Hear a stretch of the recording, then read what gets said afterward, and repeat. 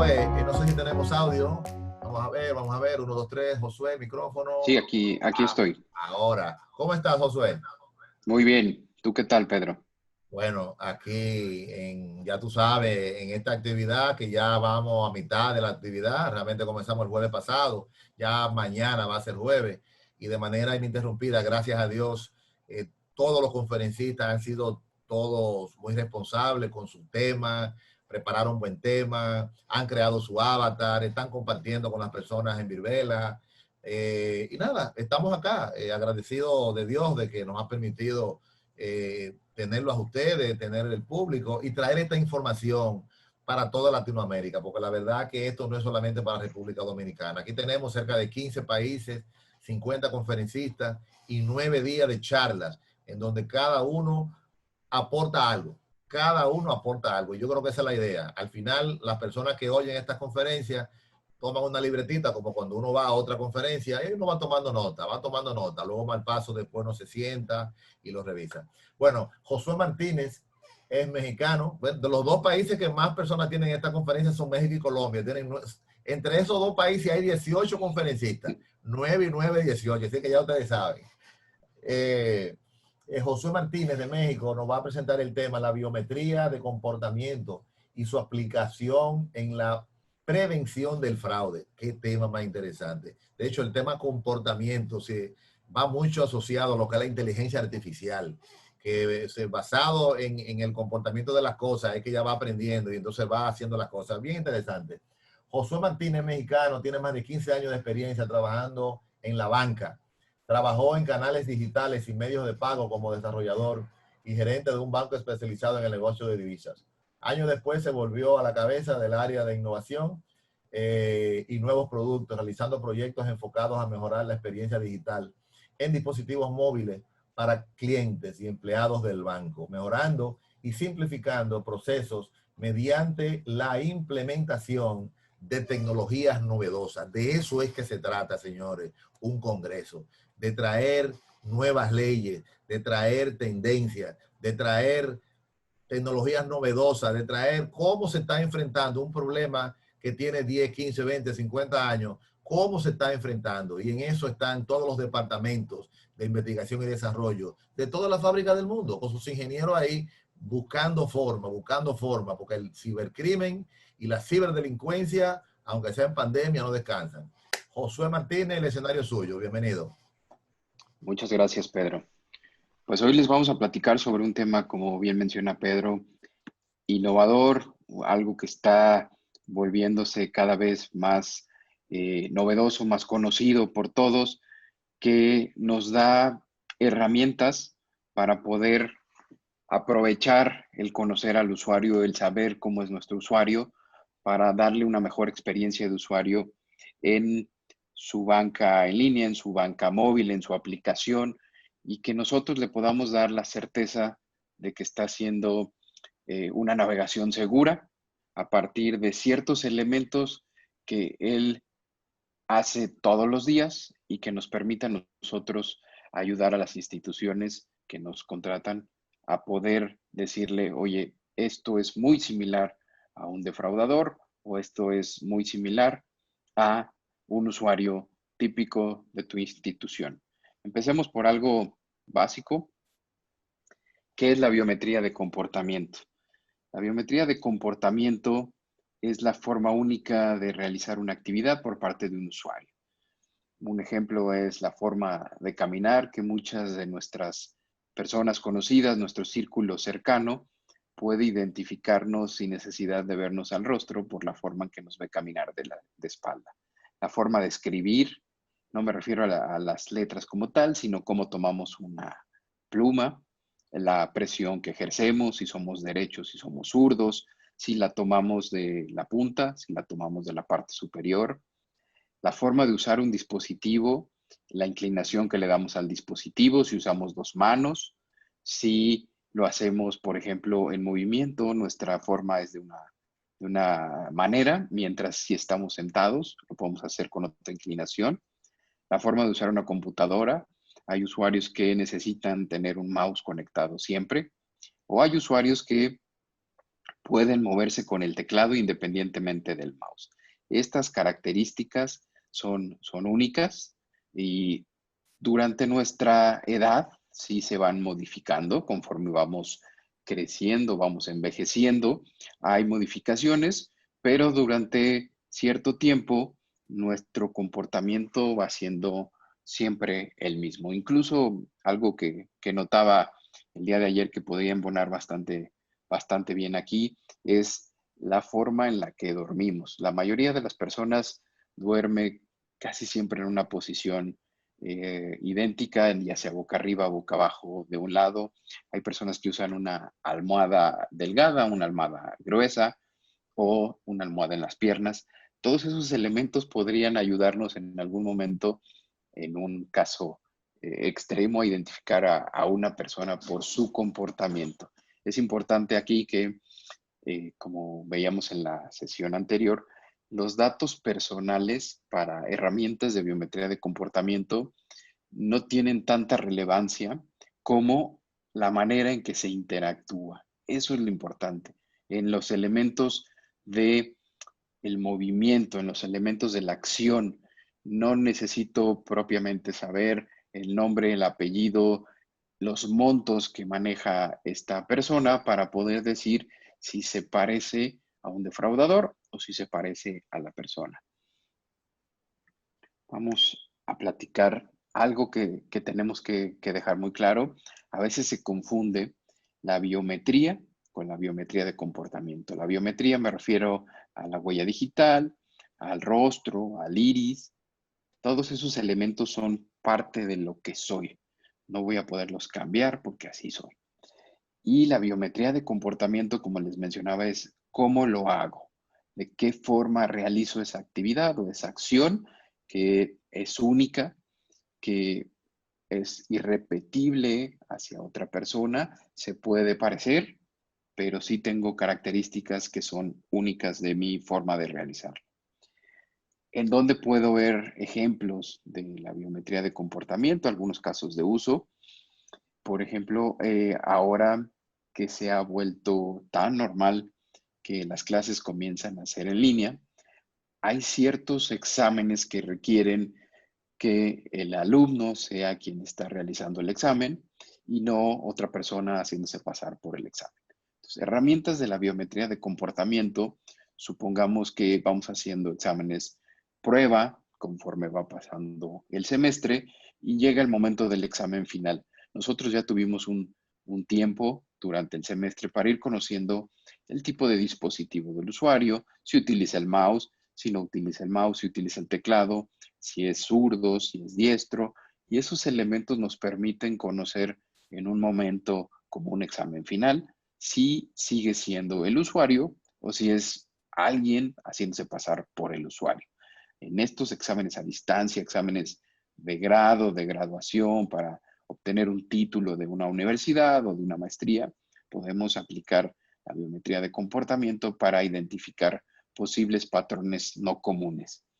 También en poder ayudar a estudiantes con capacidades distintas de aprendizaje que pueden tener elementos eh, que los pueden llevar a hacer su aprendizaje un poco de menor tiempo. Nos puede ayudar a identificar ciertos patrones que ya podemos definir, ciertos perfiles de comportamiento que nos ayudarían a identificar que estos alumnos requieren un método distinto o más atención porque su forma de aprender es diferente a los demás. Obviamente en la identificación de las personas, ahí podemos conocer o aplicar esta forma de identificación bastante asertiva. Antes, cuando existían libros, bueno, siguen existiendo, pero antes era más común la forma de realizar los libros mediante máquina de escribir y pasar los escritos. Algunas de las series o de los relatos de investigadores hablaban de que podían identificar si la escritura o la obra venía de una cierta máquina de escribir y lo había hecho una persona de acuerdo a la fuerza con la que tecleaba, de acuerdo a las características de la tinta, a las características del papel, uno podía llegar a saber si una persona había realizado esa obra o si alguien estaba suplantando a esa persona. Otro de los ejemplos que les decía es la forma de escribir. Como tomamos una pluma o un lápiz, es una forma única, con la fuerza, con la mano, con la altura de la que tomamos nuestro lápiz o nuestra pluma. Todo eso nos permite saber si es el usuario. La forma de caminar en algunos aeropuertos de países muy, muy desarrollados y que pueden hacer de sus ciudades laboratorios, han estado probando esta forma de identificar a los usuarios mediante su forma de caminar. No solo ya tienen elementos para identificar el rostro de sus pasajeros y saber a qué sala tienen que ir, sino además entre multitudes poder identificar ese usuario que caminaba en los pasillos de alguna forma, dónde más lo estamos viendo a través de ese perfil o esa forma de caminar única que tiene. Obviamente en la autenticación, que es un tema donde vamos a profundizar de mayor forma, en la autenticación, no tanto la autenticación, sino la identificación digital de los usuarios. No vamos a autenticar a un usuario, sino vamos a poder identificarlo y decir si es el usuario y si las características de este usuario son acordes a su historia y a su perfil. ¿Cómo ha ido cambiando los esquemas de autenticación y de identificación y lo que nos han ido permitiendo realizar conforme existe una evolución e innovación en las tecnologías? Al inicio era muy común un usuario y una contraseña, es lo que sé. Yo conocía a mi usuario, yo conocía mi contraseña, con eso ingresaba a mi portal, a mi correo y podía navegar y la institución o la empresa que me daba el servicio sabía que era yo mediante estos datos. Fue evolucionando y luego se integró un elemento que es lo que tengo. Ahora me daban un dispositivo para dar números aleatorios o una tarjeta de coordenadas. Eso me permitía a mí hacer un valor agregado, tener otro elemento de autenticación, no solo mi usuario y mi contraseña, sino también los números aleatorios. Otra evolución, ahora es lo que soy, los biométricos. No solo es un usuario, una contraseña, un dispositivo que lo tengo, ahora también tengo que usar mi huella digital. Se va haciendo más complejo, se va haciendo más difícil. Ahora la experiencia de usuario se vuelve un poco menos sencilla, más compleja porque necesito más pasos para realizar mis actividades, mis autenticaciones y entra al escenario de lo que estamos hablando, la biometría de comportamiento. ¿Qué me va a permitir hacer una tecnología como la biometría de comportamiento? Hacer una experiencia de usuario que sea enriquecedora. ¿Por qué? Porque yo mediante esta tecnología voy a poder tener una certeza de si se trata de un defraudador o si se trata de una persona que está haciendo una actividad regular.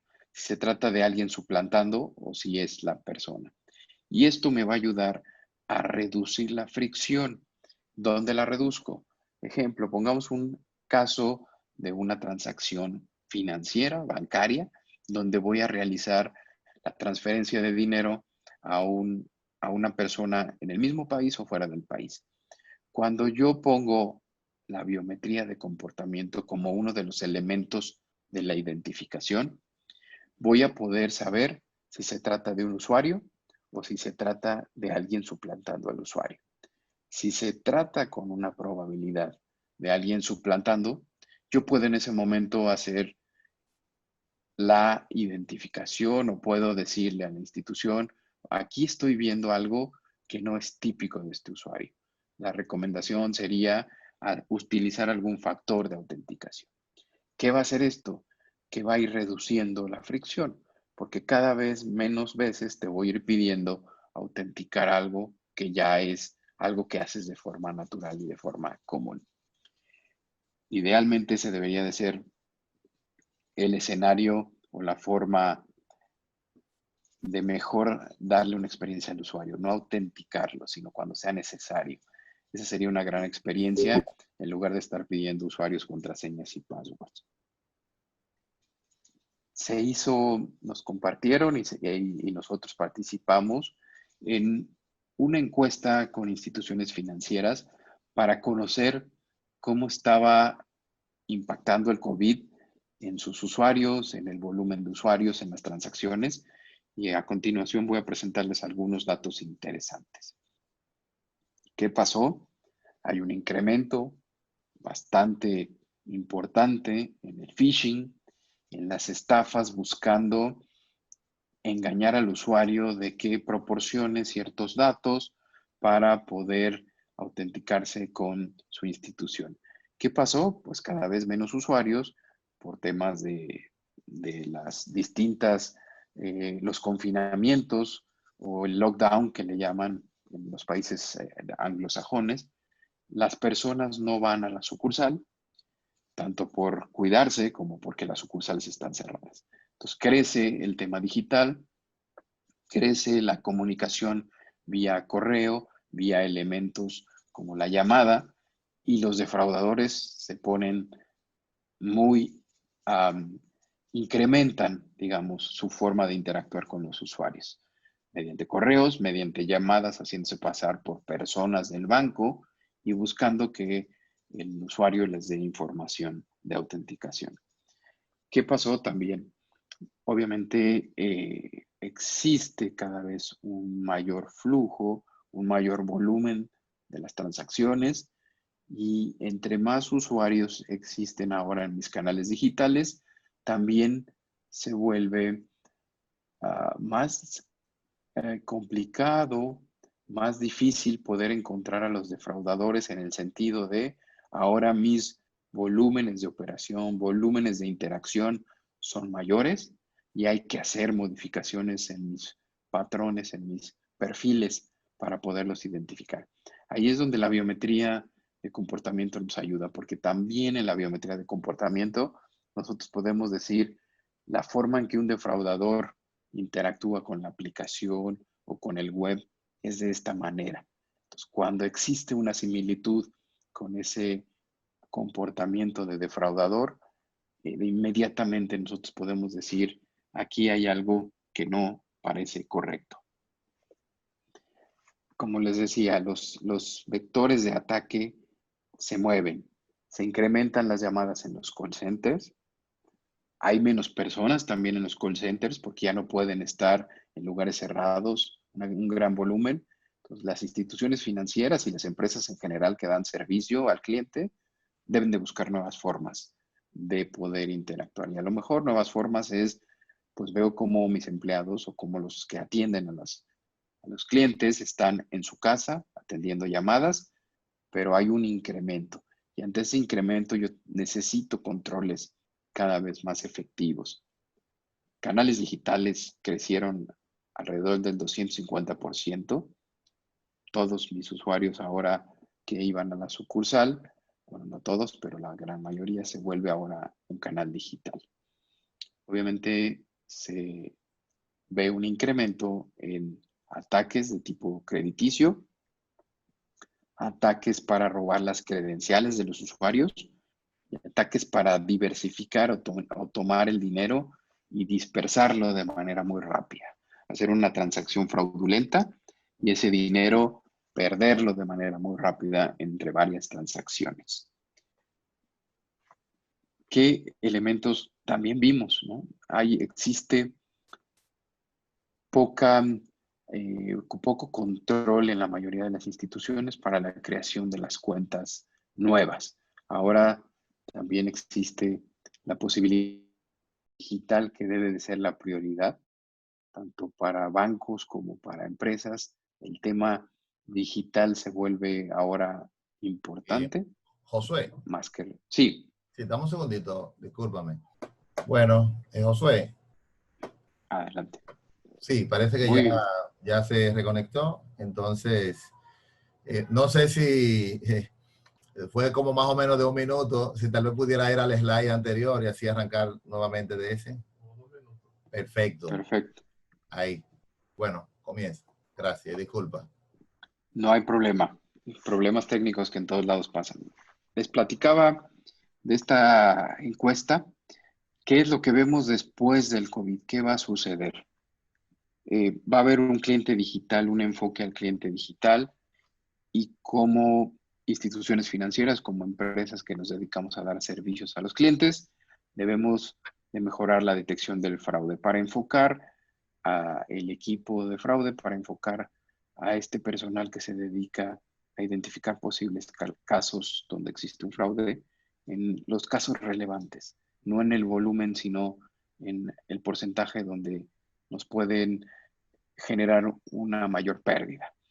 Reducir también el número de declinaciones es importante porque la experiencia hacia mi usuario se vuelve relevante en estos tiempos.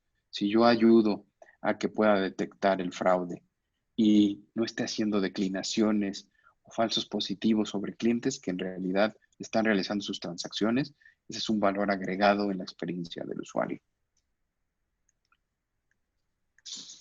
Muchos de nuestros trabajadores seguirán de forma presencial digitalmente. Se quedan en casa, al menos con la mayoría de las instituciones financieras que trabajamos.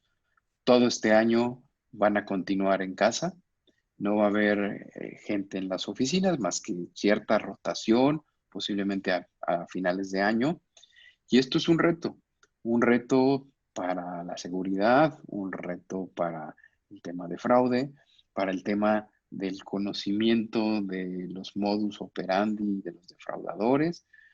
Un ejemplo de este reto es, ahora vemos muchas conexiones remotas de usuarios legítimos, a diferencia de lo que podía ser antes. Antes podíamos ver una conexión remota y tener una cierta asociación, un cierto porcentaje de identificar que se trataba de un defraudador.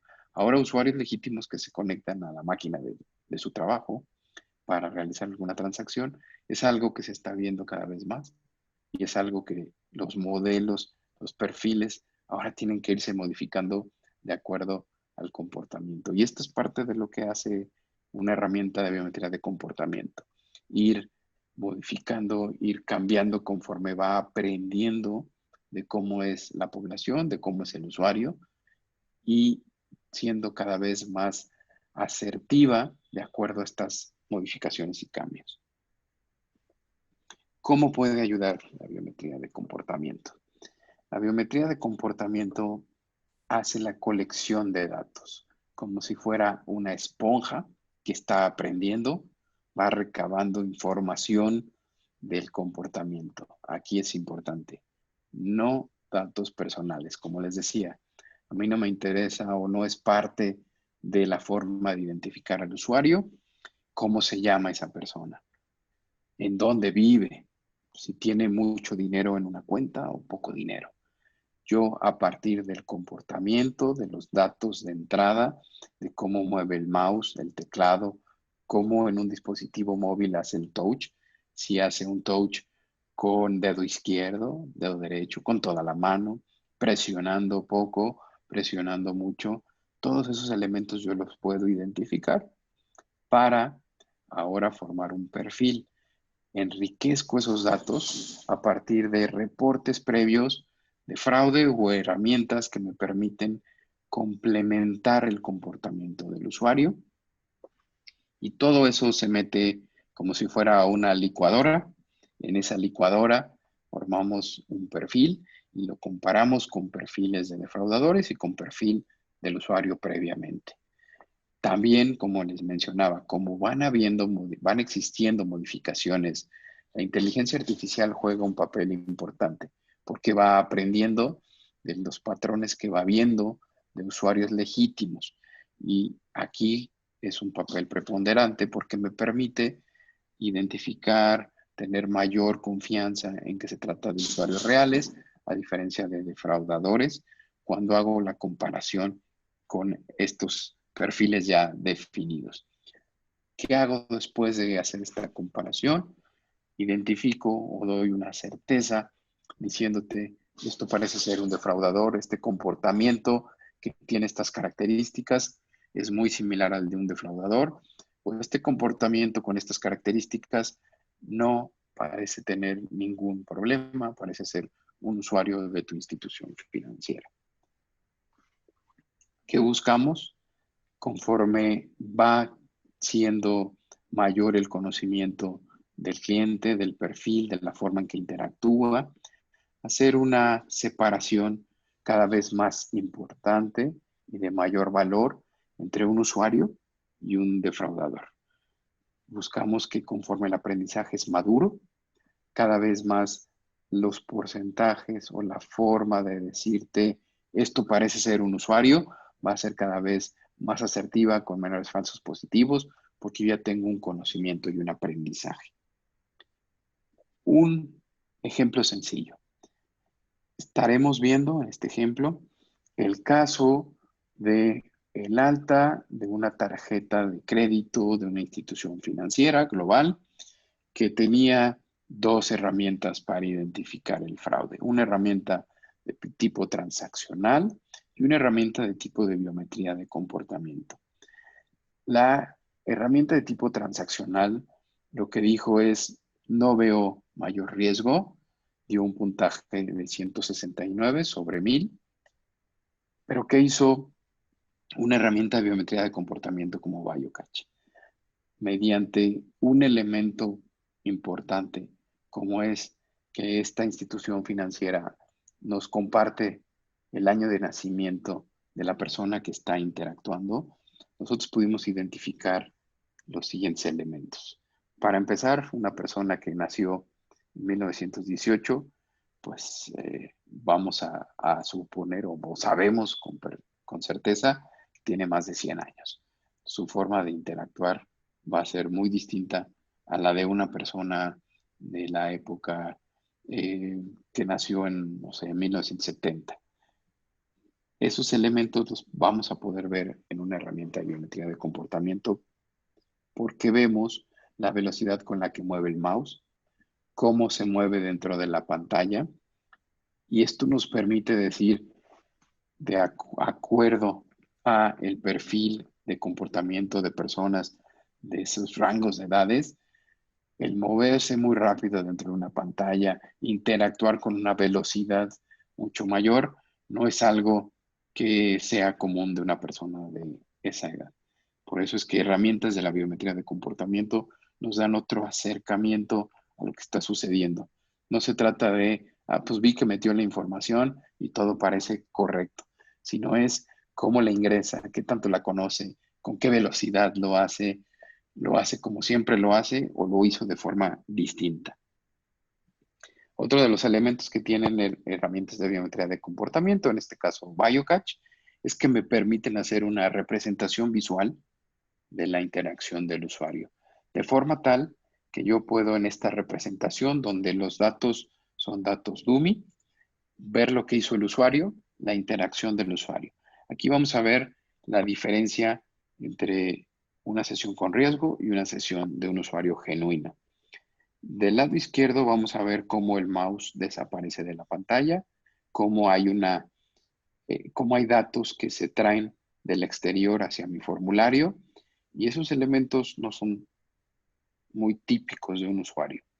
Entonces, veamos la velocidad del mouse, cómo se mueve, se desaparece de la pantalla, regresa y hace el pegado de datos como si el usuario no las conociera. ¿Qué pasa en una sesión genuina? ¿Cómo nosotros entramos a nuestro correo, a nuestra cuenta bancaria? Al menos no sabemos el usuario y la contraseña. A lo mejor hay otros elementos, como si estoy dando de alta una cuenta nueva, que pueda requerir información externa, pero el usuario y la contraseña es muy probable que un usuario genuino se la sepa. La ingresa con una secuencia natural y él es el que conoce esta información, a diferencia del defraudador, que como vimos, se mueve y desaparece de la pantalla, trae información de manera externa. Aquí vemos algunos ejemplos que se los platico de ingeniería social profunda. Cuando es un dispositivo de confianza que ya conocemos, que sabemos qué dispositivo es, qué características tiene y qué es el usuario, podemos tener una certeza. ¿Qué pasa cuando estos elementos no están presentes? Ejemplo, aquí vemos un movimiento del mouse sin un propósito real.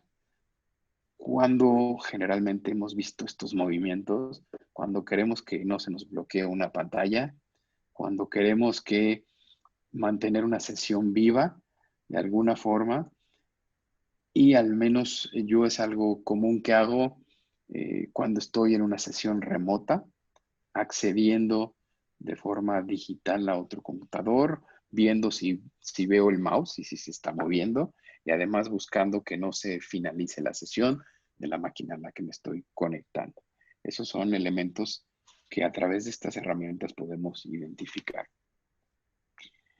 También tenemos capacidad de identificar cómo respecto de la población se mueven este tipo de usuarios. Aquí existe en una gráfica cómo es el comportamiento habitual de los usuarios, donde los movimientos sin un rumbo es en el 20% de las interacciones. ¿Qué pasa cuando se trata de un phishing? El 40 a 60% de estos movimientos del mouse sin un sentido se dan en este tipo de sesiones. Ahora vamos a esta parte inferior, donde vemos cómo el movimiento más el clic nos dan también información sobre lo que estamos viendo como una estafa. Cuando estamos ante una estafa, los movimientos pueden llevar cierto tiempo porque el defraudador se tarda más en poder interactuar porque está haciéndolo remotamente. A diferencia de un usuario normal que está frente a la computadora, el tiempo que tardan es diferente. Ahora, ¿cómo es una interacción en el dispositivo móvil? ¿Cómo vemos que se mueve? Aquí vemos que en una sesión regular el movimiento es sostenido, constante. Sin embargo, en un phishing, cuando me están hablando, cuando tengo una interacción, hago movimientos del dispositivo distintos a los que haría. Lo muevo más veces, lo muevo en más sentidos que cuando estoy haciendo una interacción normal. Esto me permite, a través de la biometría de comportamiento, identificar patrones de un defraudador, comportamientos y darle, como les decía, certeza a las instituciones financieras o a las empresas en general. Pues hasta aquí llegó esta presentación, que espero haya sido de su interés. Y si tenemos tiempo, estamos abiertos para dudas o preguntas que existan.